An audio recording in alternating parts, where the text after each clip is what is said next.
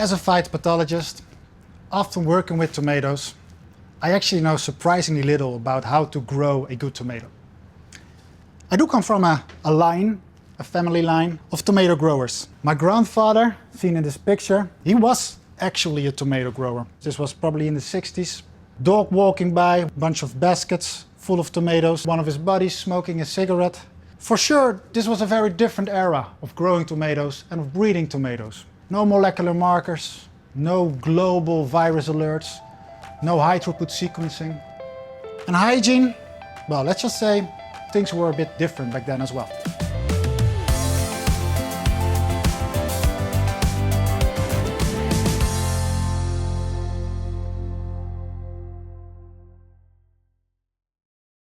I have this weird fascination about all these diseases that you as a grower might have nightmares about. Viruses, for instance, I find them endlessly fascinating. Tospoviruses, like tomato spotted wilt virus, and it's get vectored by these tiny, minute little insects called thrips.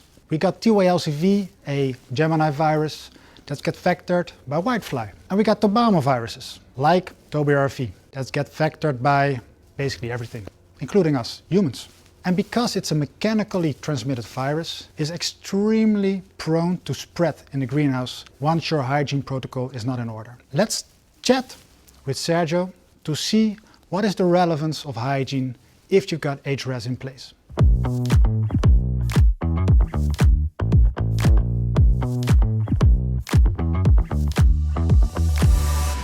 So Sergio, growers pay a price for our seeds. They might pay a bit more even for the HREZ genetics. Why would they also still need to invest in all their hygiene measures? Why is that still relevant if you actually protect your crop with HREZ?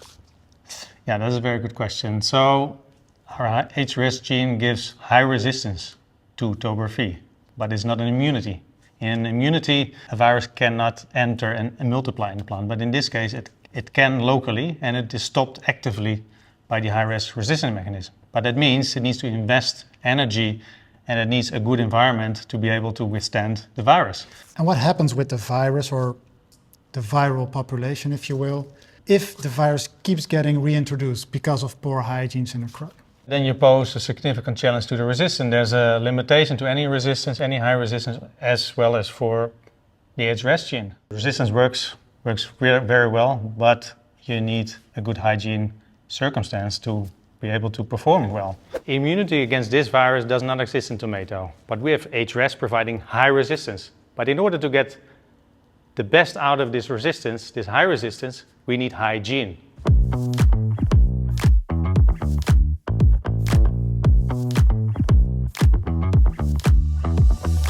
So we discussed hygiene from a phytopathology perspective with Sergio, but what does it look like from a grower's perspective? Well, the best way to show this is here at the Innovation Center in Pijnacker.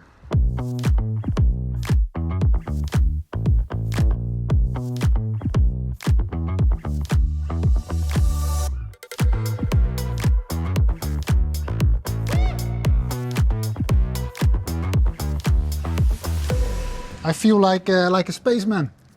Yeah, well suited up. Well suited up. We're in Demokas, Pijnacker. Took quite some effort suiting up. Can you tell us a little bit about the hygiene protocol that you adhere to here in Pijnacker? Yeah, we have a strict hygiene routine. So clean tools, clean hands, and a controlled movement between compartments. We're surrounded by HREZ varieties, I'm assuming. It has resistance against TOBRV. Why still bother with all these complicated hygiene steps? Well, these steps keeps the virus pressure low and helps HREZ to perform at its best. So can you say something about what specific steps growers can take to avoid the spread of the virus in the greenhouse? Well, growers don't need complicated systems, but they just need consistent habits. Small habits make a big difference. Clean hands, clean tools, movement between compartments, it all has an impact on the potential spread of the virus. HREZ takes care of the virus inside the plant, but your hygiene protocol takes care of the virus outside of the plant.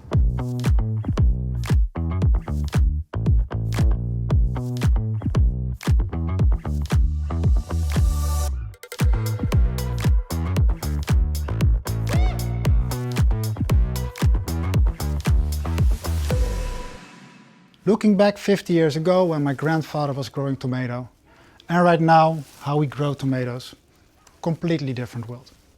But some things do stay the same.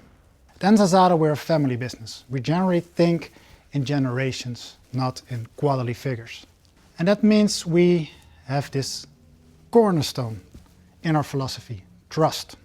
Trust in our genetics, the varieties that we sell, but also the resistance, like HREZ. Trust in our people, the more than 3,000 people that work at Enzazada, but definitely also trust that we build in the relationships with our customers, you guys. I truly hope that this series, this myth-busting series, these episodes, helped in gaining a bit of trust in the Enza, varieties and the genetics. If there are any questions that pop up, please reach out to your sales rep and they'll connect you with people in R&D, for instance. Till the next one.